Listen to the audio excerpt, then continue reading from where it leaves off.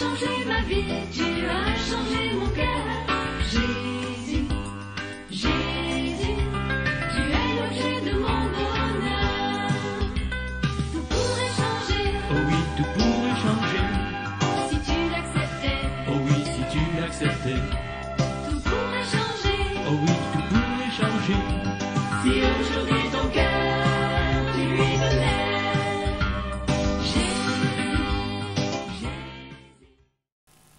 Ce matin, nous allons faire une lecture dans le livre du prophète Michée. Michée au chapitre 6, c'est ce que Dieu voudrait pour chacun de nous, ou du moins ce que Dieu demande à chacun de nous pour cette année 2022. Le dimanche passé, nous nous sommes résolus comme Daniel. Nous sommes engagés comme Daniel à ne point nous souiller, mais à nous attacher fortement à notre Dieu. À ne pas avoir confiance en autre chose, mais à placer notre confiance au Dieu véritable. Celui-là qui nous a créés, qui nous a sauvés, qui a fait de nous son peuple, qui a fait de nous ses serviteurs et ses servantes. C'est en lui que nous devrons placer toute notre confiance. Et la Bible est claire que tous ceux qui mettent en lui leur confiance ne seront jamais déçus. Ils ne seront jamais dans la confusion. Même en temps d'adversité, ils sortiront toujours victorieux. Michée au chapitre 6, le verset 6. Et on pourrait lire, et le verset 8 plutôt, on pourrait lire à partir du verset 6, si vous voulez.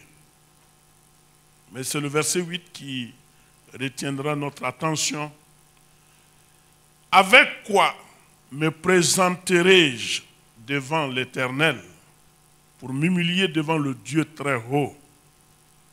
Me présenterai-je avec des holocaustes, avec des veaux d'un an? L'Éternel agréera-t-il des milliers de béliers, des myriades de torrents d'huile? Donnerai-je pour mes transgressions mon premier-né, pour le péché de mon âme, le fruit de mes entrailles? Le verset 8. On t'a fait connaître, ô homme, ce qui est bien. Et ce que l'Éternel demande de toi, c'est que tu pratiques la justice, que tu aimes la miséricorde et que tu marches humblement avec ton Dieu. Alléluia. C'est ce que Dieu nous demande pour cette année 2022. Après s'être résolu, après s'être engagé à placer notre confiance en lui, il nous invite à pratiquer la justice, à aimer la miséricorde et à marcher humblement avec lui. Alors le prophète Michée est contemporain au prophète Ésaïe. Et quand vous lisez les deux prophètes, leurs messages s'entrecoupent. Ils ont à peu près le même message parce que c'est l'Esprit de Dieu qui agissait en eux tous pour compléter soit ce que Ésaïe a dit, pour préciser ou pour encore apporter plus de clarté. Alors, Michée a exercé son ministère pendant les règnes des rois Jotham, Akaz et Ézéchias de Juda.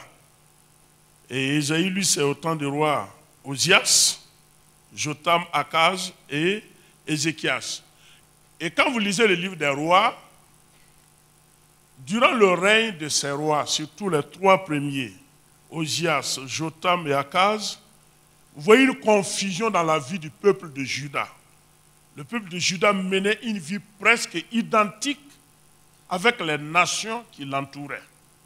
Il n'y avait pas une différence de vie, de comportement entre le peuple de Juda et les nations environnantes. Et Ézéchias a été ce roi que Ésaïe a exhorté et qui a fait preuve de courage et de détermination en prenant la résolution de s'appuyer sur l'Éternel, le Dieu de David, son père. Et on a vu comment Dieu a utilisé Ézéchias pour restaurer encore le véritable culte d'adoration au milieu de Juda. Alors, Michée également dépeint la même situation.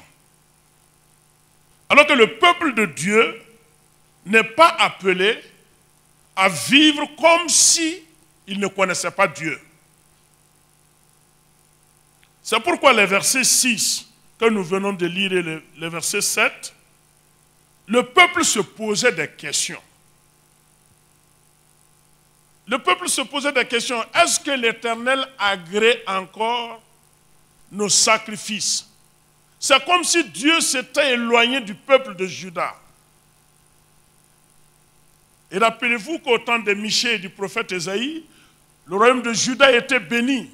Il y avait la prospérité financière, matérielle, à cause du grand réveil par le roi David et Samuel. Dieu avait béni le royaume. Et quand vous lisez, la justice faisait défaut au temps d'Ésaïe, de Michée et d'Amos. La justice faisait défaut à tel point que les orphelins, les veuves n'avaient plus de droits puisqu'ils étaient des personnes qui n'avaient pas de force. Les prophètes ou les hommes de Dieu à l'époque, les sacrificateurs, c'est des gens qui aimaient recevoir de l'argent. Si vous leur donnez quelque chose, ils disent Dieu va vous bénir. Même si vous vous comportez mal, dites Dieu va vous bénir. Si vous ne leur donnez rien, dites Dieu va te maudire. C'était durant ce temps-là. Ils s'étaient carrément éloignés de la parole de Dieu.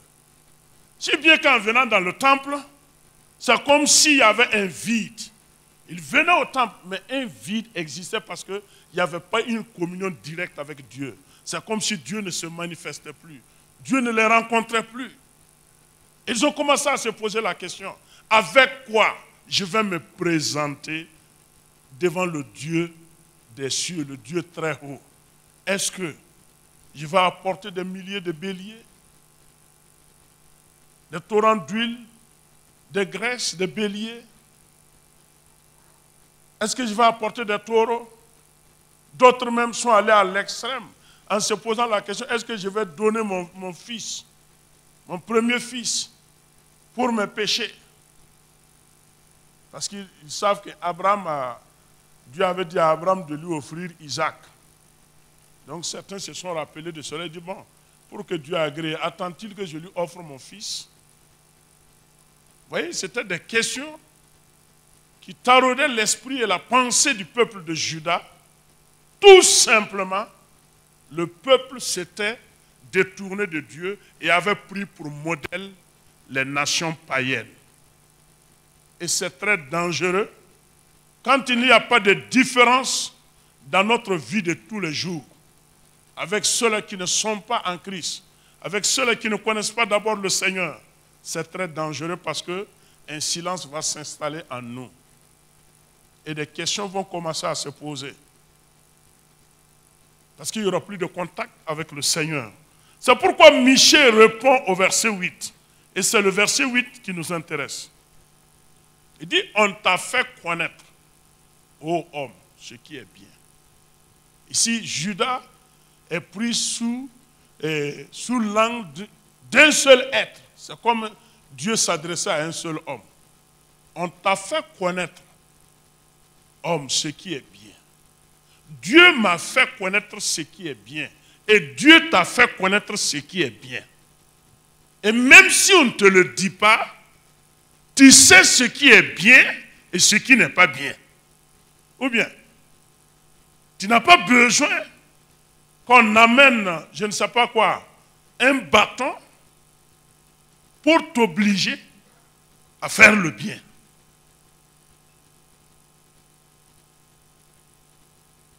On t'a fait connaître. Dieu te l'a fait connaître dans sa parole. Les cultes de dimanche que nous venons, les différentes réunions que nous avons, même les autres rencontres en dehors de l'église, même dans votre famille, vous lisez la parole de Dieu chez vous. Même au service, vous lisez souvent la Bible. Et Dieu vous parle. Il parle toujours et il continue de parler. Il approuve ou désapprouve ce que nous faisons. Et ça, Michée dit, on t'a fait connaître ce qui est bien. Qu'est-ce que tu fais de cette connaissance? Qu'est-ce que tu fais de cette connaissance. Dieu s'est révélé à toi, tu l'as connu. Tu sais que Dieu est tout pour toi. Jésus-Christ est tout pour toi. Tu as cette connaissance. Qu'est-ce que tu fais de cette connaissance? Est-ce que c'est une connaissance que nous avons seulement dans l'intellect? Une connaissance qui n'arrive pas à transformer notre vie, qui n'arrive pas à changer notre comportement. Et rappelez-vous, quand les 3 points que Michel a évoqués ici, c'est-à-dire pratiquer la justice, aimer la miséricorde et marcher avec Dieu humblement. Vous voyez, les 2 premiers points se rattachent aux relations parmi le peuple de Juda, entre eux. Les relations humaines, moi et mon prochain. Parce que si je connais Dieu, si je suis en relation avec Dieu, cette relation doit être vue dans la relation que j'ai avec mon prochain. Alléluia. C'est ça, Jacques l'a exprimé autrement, en disant que la foi sans les œuvres, elle est morte. Revendiquer une relation avec Dieu, une connaissance de Dieu, une appartenance à Jésus-Christ, et ne pas être capable de démontrer cela dans nos relations fraternelles, même en dehors de l'Église, ce n'est pas du tout facile. Ça semble ne pas être sérieux. C'est pourquoi autant quand vous lisez les prophéties d'Ésaïe, vous allez voir, l'orphelin n'avait pas de droit à la porte, ainsi que la veuve. Et au temps du prophète Amos, on a même échangé des pauvres avec des paires de chaussures. Ce n'est pas le monde païen qui faisait ça. C'est le peuple de Dieu même. Ceux-là qui se disaient connaître Dieu et qui ont la parole de Dieu pratiquaient l'injustice les uns sur les autres. Et vous savez, nos relations entre nous, que nous voulons ou pas, la relation que j'ai avec le frère Emmanuel, avec le pasteur Jacques, la relation que j'ai avec lui est la manifestation réelle de l'état réel de la relation qui me lie avec Dieu. Si je suis sincère, si je suis honnête, si j'aime réellement Dieu, je dois aimer le frère Emmanuel. Je dois aimer le frère Jacques. Je ne dois pas être un hypocrite. Je ne dois pas être un hypocrite. Alors, peuple de Dieu, ce matin, pour nous, on nous a fait connaître ce qui est bien. Ça, on n'a pas de discussion là-dessus. Même si nous arrivons à agir autrement, contrairement à la parole de Dieu, même s'il n'y a pas quelqu'un pour nous dire non, vous savez, l'Esprit de Dieu est en nous. Il approuve ou désapprouve ce que nous faisons. Et si nous sommes honnêtes, même si les gens nous applaudissent pour avoir mal agi et les gens disent que c'est bien, nous-mêmes on sait qu'on a mal agi. On sait. On raconte l'histoire d'un vieux qui a un vieux dangereux, comme on le dit en pays Mouara, qui a le Soutouara. Il dit qu'il est fort dans les fétiches. Il a pris un caillou, un morceau de caillou. Il a dit, mais que c'est très mou là. Il a dit à ses collègues vieux de toucher, voir que le caillou n'est pas mou. À tous ceux qui ont pris le caillou, en tout cas, que c'est comme vous l'avez dit, que c'est vraiment mou. Le caillou a fait le tour jusqu'à son départ. Quand il a reçu ça, il a dit, vous mentez tous. Comment un caillou peut être mou? C'est parce que vous avez peur que je vous tue. En fait, ils n'ont pas été capables de lui dire la vérité. C'est de l'hypocrisie. Le premier point que Michel a évoqué, il a dit, ce que l'Éternel demande, le premier bien Il t'a fait connaître la justice. Dieu t'a défendu, il t'a justifié par la mort de Jésus-Christ. Et il dit maintenant, pratique la même justice envers ton frère, envers ta soeur. C'est-à-dire, sois intègre envers lui. Sois propre dans tes relations avec ton frère. S'il y a quelque chose qui ne va pas, dis-lui ce point-là, ça ne va pas. Sans pour autant faire de cela une barrière entre toi et ton frère ou ta soeur. C'est-à-dire, vivre ta vie de manière simple et libre. Reconnais le droit de ton prochain. Et Jésus l'a dit, ce que vous voulez que les autres fassent pour vous, faites-le de même pour eux. Oui. Ne faites pas la force à quelqu'un parce qu'il n'a pas la force. N'essayez jamais ça dans votre vie. Même si Dieu vous élève à une position de dignité, d'autorité, ne piétinez jamais quelqu'un qui est sous vos pieds. Prenez le soin de le protéger et de le défendre.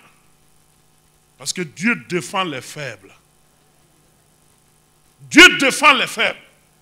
Et si vous piétinez un faible parce que vous êtes fort, Dieu suscitera un qui sera plus fort que vous et il va vous piétiner pour que vous compreniez que piétiner le faible n'est pas bien.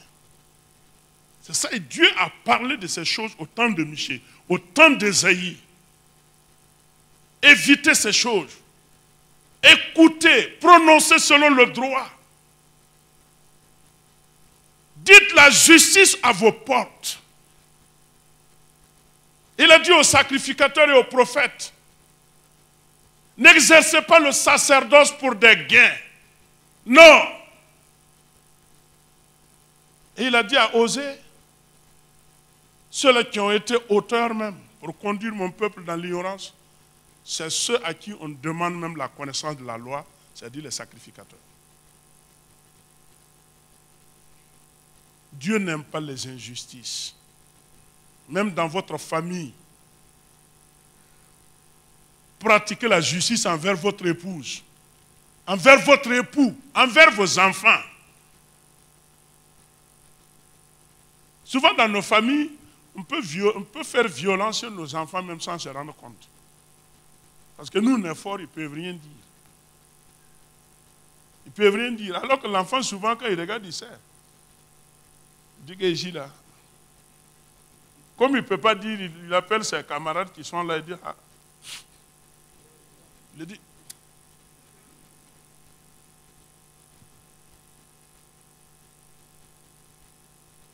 pratiquons la justice. Commençons à la pratiquer même. Vous savez, Job est un exemple qui a pratiqué la justice.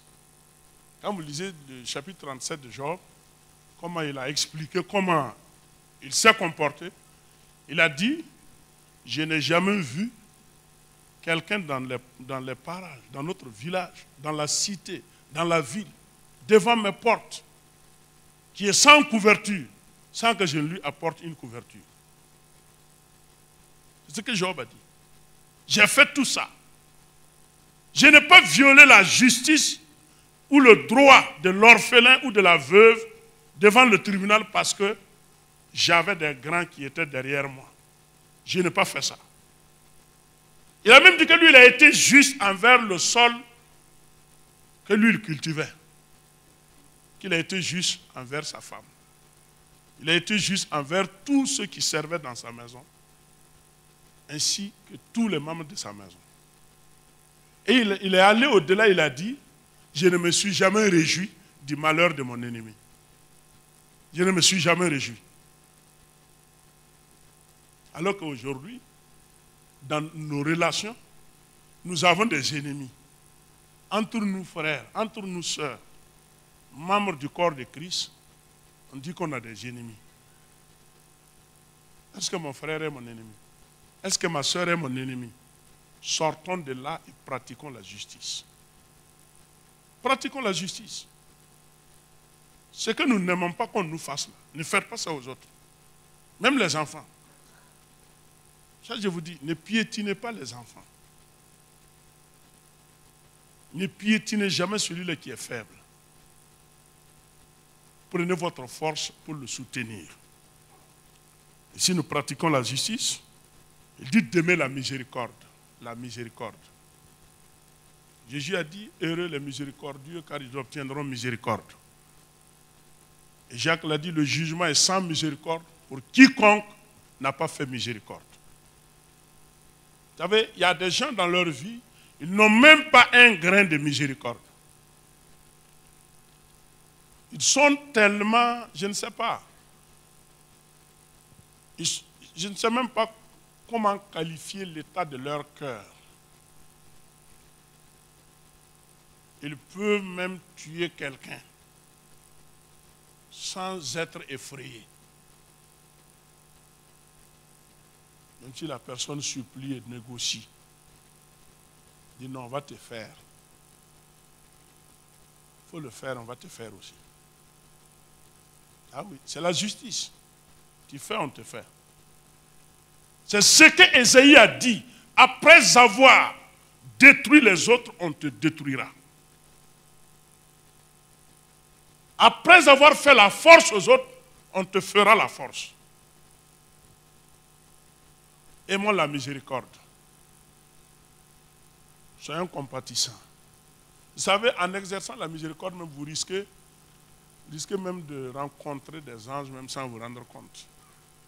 Vous pouvez rencontrer des anges sans vous rendre compte. Ils peuvent ne pas apparaître sous leur forme glorieuse.